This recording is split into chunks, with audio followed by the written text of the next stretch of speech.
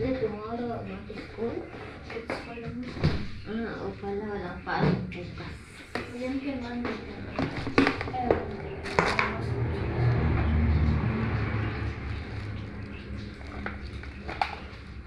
Mas maaga si Kian na matapos. Si Cheyenne sunod siya. Yellow guys, just imagine it is Friday and we have 2 days to study. And the next Friday on Monday. And then, let's go to Philippines. Did we get everything we need? That's 4 days before. Did we get everything we need? Alam niyo ang trip ni Cheyenne? Tignan niyo. Yung yoga, lalagyan niya ng tip. Yan yung lab niya, guys. Ganyan. Nilalagyan ko ng ganito. Ito ang trip niya. Nakainin ba? Ganyan lang siya. Ayan. Mami, Ate starts with me as well. No, mama. Ganyan ang lab niya ni Cheyenne. Lab na sandwich niya.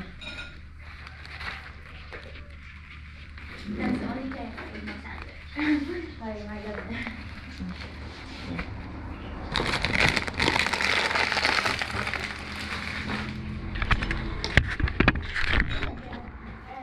Remove the Catechist's copybook. Which one? Cheyenne, Yes, this one. Math, no. Not no math. This one, science, yes, book. Class, city book. You need to solve it. The English you are not using. She said we only do we're gonna use only the practice. this one. Math. Math, no. Yeah, for every day. Take the other. This is the plastic. Okay? I'll put here. Yeah. Opa. Babush, babush. Cheers. Big cheers. Opa.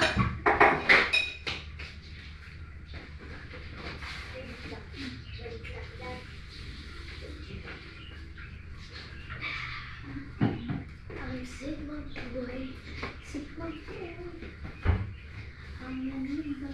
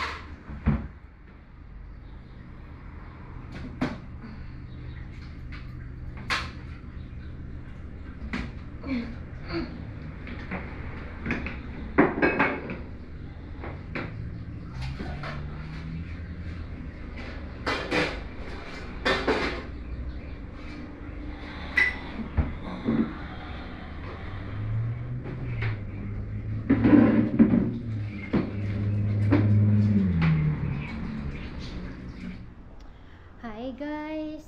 Hello po! Good afternoon! So, Pasensya, ngayon lang ulit ako nag-vlog kasi sobrang busy si Mami Laura. Sobra. Naglilinis at the same time, nag-aayos. Alam nyo, yung paghahanda, pag-uwi ng Pilipinas. Kailangan malinis ang bahay bago tayo uuwi. Hindi porke uuwi tayo, maiiwan natin na marumi. Lalo lalaki ang titira, si Mr. lang. Ewan po kung darating si Mama. Probably last week of June. Hindi ko lang alam kung kailan siya bababa. Anyway, ito na yung, di ba naglinis ako kahapon, ito na yung bahay. Medyo inayos-ayos ko ba yung mga ano dito, gamit-gamit. Nagtapon ako ng hindi na kailangan, like yung mga spices. Ayan, maliit na itong lalagyan ko ng ano, mga spices ko. Ayan, tinanggal ko na yung mga hindi na kailangan na spices. Matagal na naka-stock. So, dito ko nilagay itong rack na ito. Ano ba tawag dito? Vegetable rack ba? Tawag dito, guys. So, dati ito, doon sa tabi ng ano, dito. Dati. Diba? Ayan. Kaso, nilagay ko siya dito. Tinanggal ko yung mga stuff dito na nakalagay na mga nakatambak. So, nilagay ko dito. Lagay ng bawang ko, sibuyas, at saka potato. Yan yung importante na ano.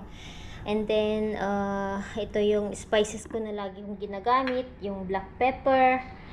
Alam nyo yung salt. Ito yung coffee ko. Black coffee yan. Okay, ito yung mga ginagamit ko sa pag-bake. Mga sachet na yeast, baking powder, lighter. Alam nyo, yan. Mas maayos na siyang tignan. Tapos, ganito yung setup ng table namin. Yung chain, nilagay ko sa gilid. Tapos, pagkakain kami, i-move namin. So, yun. Dito rin, ayos ko na. Nilinis ko kahapon itong ref. Minove ko. Alam nyo, ang dumi kaya doon sa baba. Kasi, usually, hindi ko nililinis. So, every 6 months ko nililinis sa baba. Sobrang dumi. Ito lang ang hindi ko mai-push kahapon. Wala si Mr. So, ito lang yung minove ko kasi movable ito. Ito rin. Talagang sinabon ko. Tinanggal ko yung, alam nyo, makyat din ako. Tinanggal ko yung mga nagbibitin na, alam nyo dyan. Malinis na siya. Dito rin sa loob, nilinis ko din. Ay, pagkita ko yung kitchen tour na tayo. Dito rin, ayan, malinis na mga ano natin. Inugasan ko din ang mga ito. Spoon.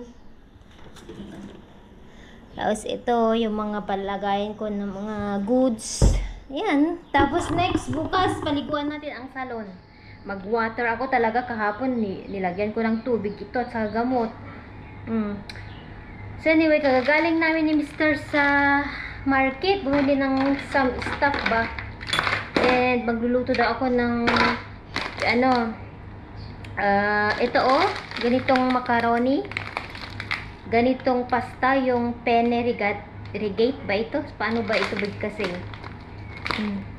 Yan, lagyan ko ng red sauce, tapos basil. Gamitin na natin yung basil na tanim natin. Kuha tayo mamaya, lulutuin natin. So, mamaya pa lang kasi maaga pa and madali lang yan nalutuin. And magsalad din po tayo. Okay. Masaya ako kasi medyo maayos ang kitchen ko. Hindi na gaya ng dati ng daming anek-anek na amin ko. Magulo ang kitchen ko minsan. Ngayon, pag maayos ba, maganda yung pakiramdam. So, time check dito is 12:16. Hindi kami nakapunta ni Mr. sa office kasi sabi niya hintayin daw namin until next week. Until Friday, bukas. Kasi holiday dito. 3 days ng mga Muslim. Ewan ko lang kung anong holiday sa kanila, mga kapatid nating Muslim.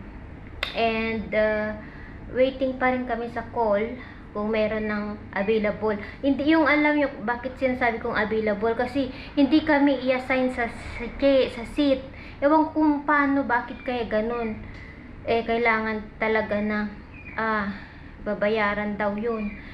Para magkakatabi daw kami na mag-iina, pipiliin namin. Kumbaga guys, piliin namin. Usually pag magpabook kami noon, pinipili namin yung chair, yung seat. Either sa malapit sa window or alam nyo, ngayon, kaya siguro nila magpabayad para magpili kami ng place. Ang inaano ni Mr. baka sa Qatar to Manila magkakahiwalay kaming mag-ina. Yung alam nyo, dito ako upo, doon yung mga bata, doon yung mga maghihiwalay ba. So gusto ni Mr. tabi-tabi kami. Yun yung ano niya. Ewan ko guys, sabi ng babae na sa amin, ihanapan daw kami ng place na magkakatabi. Ewan ko. Sa papunta naman sa Beirut, wala namang problem. Sa Qatar, Beirut to Qatar, magkakatabi kami. Yun lang yung Qatar to Manila. Yun ang hindi pa sure na magkakatabi kami. Yun yung sabi niya na walang seat na ilalagay ba. Ay nako. So, tignan natin, update natin. And then, late na din kami na, bumangon ni Mr. Late siya na bumangon, napagod siya. Around 10:30 na siya nagising. May work kasi siya kagabi. Kaya yun, di na kami nakapunta para anuhin yung airline. Mas maganda kasi pag pupunta ka dun para maipush sila. Kasi pag true call, sabi ni Mr. mas maganda pag present tayo na sabi niya. Okay, sabi ko naman. Ma-waiting pa rin kami. Anyway, mainit siya guys. Tignan nyo. Sobrang init. Kaya mas gusto ko sa labas ba? Ay sa loob. Mga bulaklak ko. Nagtitingkad na sila. Gaganda. Ito po siya. Ito naman mas light siya. Ayan yung red. Maganda siya. Sa mga tanim nating basil, andun kung kuha tayo mamaya. Ito na yung garden niya natin. Sobra ang bango-bango sa bahay ba. Ay naku. Mamaya tayo magluto. Ayan. Hello po. Tara, punta tayo sa aking garden para manguha ng basil. Init. Kuha tayo ng konti lang, kahit 3 piraso. Ihalo natin sa spaghetti natin. So, gagawin natin yung bulakay pagkain. Meron dito, pero dito ang gusto ko.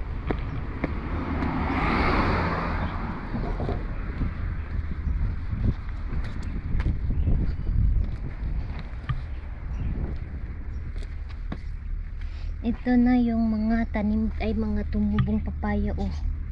Ang dami. Anyway, ito na yung alugbati natin. Laki-laki. So, dito tayo kukuha. Yan, ilipat natin ito. Tomorrow siguro, mga papaya na tumubo ba sa kabila. So, kuha tayo dito. Ng kahit 3 piraso, ihalo natin sa ating sauce. Or 4, gawin natin 4. Yan na. Ito na yung malunggay natin guys. Alang daming papaya. Tumubo sila. So kailangan nating ilipat doon kahit sa kabila ba. Let's go. Ayan, tinatapon ko lang noon yung mga buto-buto dyan. Tumubo sila. Ito yung sili na siling labuyo. Nasa paso noon kasama itong rose. Nilipat ko dito. May bunga siya. Okay.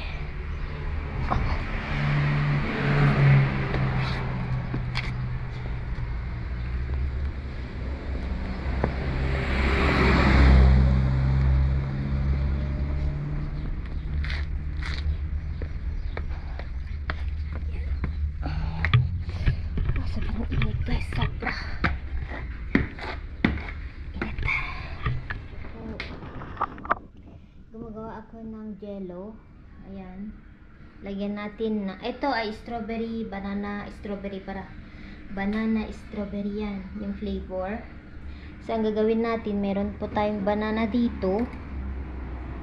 Ganito yung gusto ko sa banana, yung nangingitim siya. Mas malasa siya. So, ilalagay natin yung banana sa ating jello. Ganito yung siya, guys. Tapos, itong banana natin, itong balat ng banana, hindi ko yan tinatapon. Binabaon ko yan sa garden ko. Ganito, kahit 4 na ganito ang ilagay natin sa ating jello. Sarap nito, guys. Para sa mga bata, kasi mainit ang panahon, kailangan nila ng refreshment na pagkain. Sawa naman na sila sa shake, kaya gumawa na lang ako ng jello para may merienda sila mamaya. Ewan ko kung ilang cups, ilang ano ito. So, i-try natin ang 4 muna.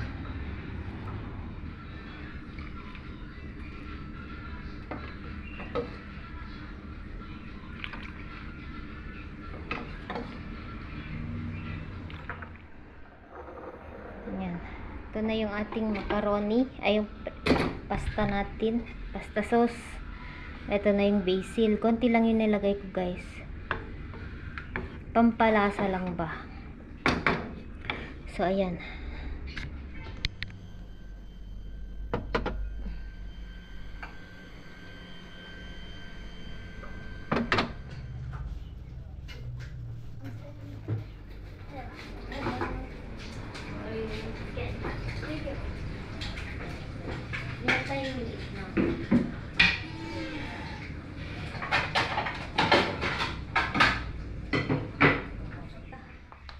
Lagyan na natin ng ating parmesan. Ayan. Cheese.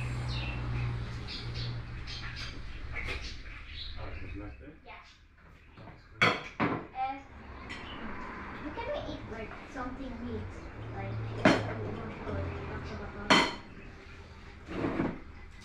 Saturday.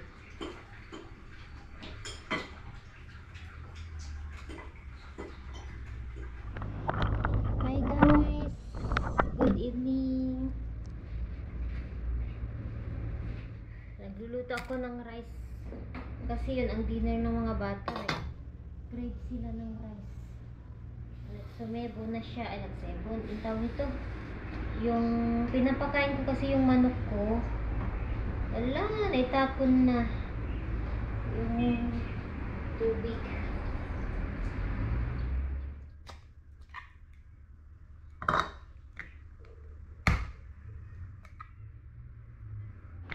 Ilagyan niya ng patis ang kanyang kinakain. Nangamin dito ng patis. Yan, itlog at saka patis. Mga bata. Si Kian, ayaw niya ng patis. Tomorrow we eat bago. I miss to eat apat. Move Shuaihan, Mama, your brother will like that.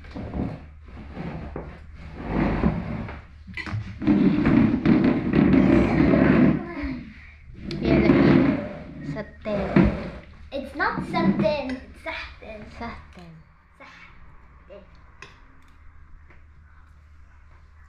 6 eggs only. I think 4. But they are small. What do you want? Water. I soft milk. You want milk? You want water? I give him water. I don't want water.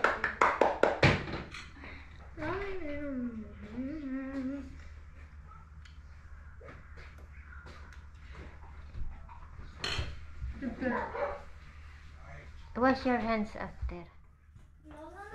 You want more egg? I'll do.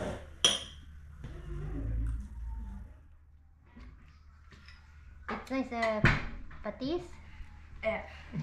I always want my rice to be more than the actual dish. Rice not too much good. What? Yeah. In the Philippines, you eat rice every day. 40 I- minutes, not good. Bala, how you like rice?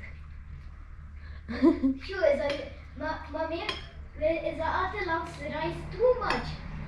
She would put it on the ice cream, on cornflakes, on everything. You know, Lola, this thing, Mm. she puts the rice in and out.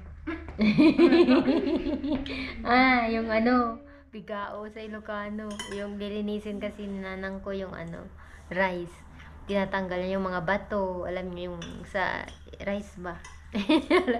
Keep, how Lola do? You will see, she will do again.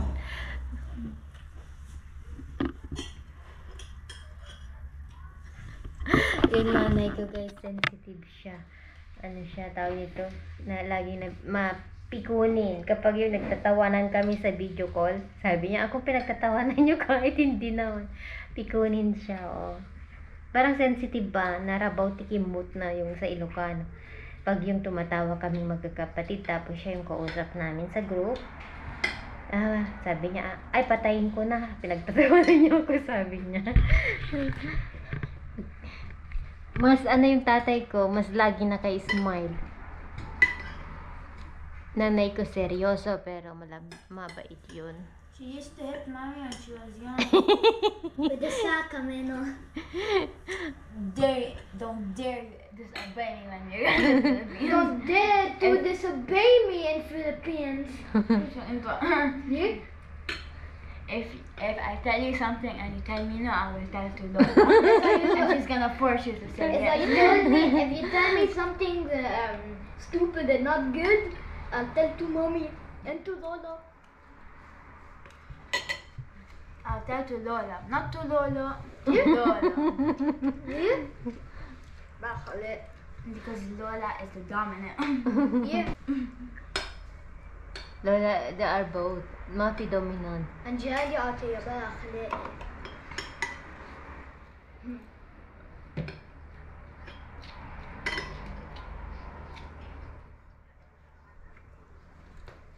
And then you come back to hello.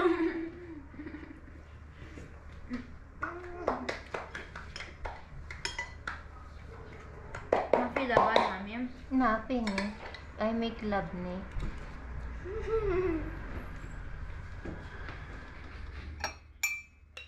Malungkot ang daddy namin nasa labas.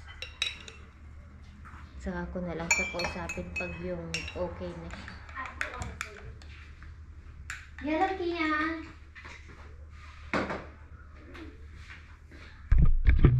Papasok yun, umangoy patis. Maamoy niya. Ay nako.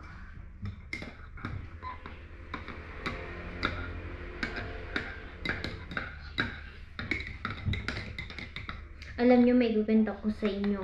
Dito sa taas namin, hindi ko sinabi sa asawa kasi baka magkagulo. Ewan ko ba kung tama ito ba. Kasi nag-aalala ako sa mga alaga kong manok. Wala kasi kahapon si mister ko. And then, nasa ako dito sa balkon. Nakaupo ako sa my chair. And si Mibo nandun sa garden at saka yung mga maliliit na kasama, yung mga bago naming alaga. Itong si Mibo, nag-ingay siya, nagtilaok around 4 o'clock ng hapon. Tapos, di syempre, wala naman natutulog pag ganong oras ba. Hinahayaan ko lang kasi may manok naman doon sa kabila. Kasi pag magtilaok yung manok, yung babaeng manok sa kabila, magtitilaok sila, nagsasagutan ba, kumbaga, parang may conversation ng mga manok. Wuk, ganun yung isa sa kabila, ganun si Mibo, mag-ingay siya. Hindi yan titigil until hindi magtigil yung yung babaeng manok sa kabila. Sa baba namin dito mismo sa building. And then around 4, binato siya. Galing sa taas, guys. Nakita ko yung bato na hinagis 2 beses. Pero ang natamaan yung avocado namin kasi para patigilin siguro si Mibo kasi nag-iingay siya 4 o'clock ng hapon. Dito may ako 2 beses nahulog pa yung bunga ng avocado sa tama ng bato. Hindi ko sinabi kay Mr. Mommy? Kaya nag-aalala ako na pag-uwi namin ba, eh baka sasaktan nila yung mga manok ko. Lalo pag wala yung asawa ko dito, ganyan, nasa trabaho siya. Oh, Mommy, Ma'am, can you give the rice to the chickens? Too much rice. you finish? Too much rice. Okay, wala, I will give ma'am.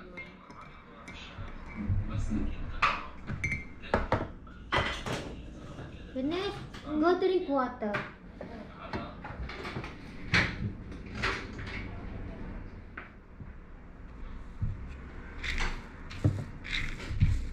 Tapos na siya. Hinayaan ko lang. Ayaw ko siyang kausapin. Baka mas lalong mainit yung ulo. So yun, hindi ko na sinabi kasi mas lalong magalit siya. Magkagulo pa. Kaya naghahanap ako ng mag-aalaga sa kanila, lalo si Mibo. Binato siya, hindi na lang ako umimik. Nahulog yung bunga ng avocado sa natamaan malaking bato, guys. Pero hindi naman siya natamaan. Ang natamaan is yung avocado. 2 beses na binato. Kaya feeling ko pag sasaktan siya yung alam nyo, baka batu-batuin ganyan.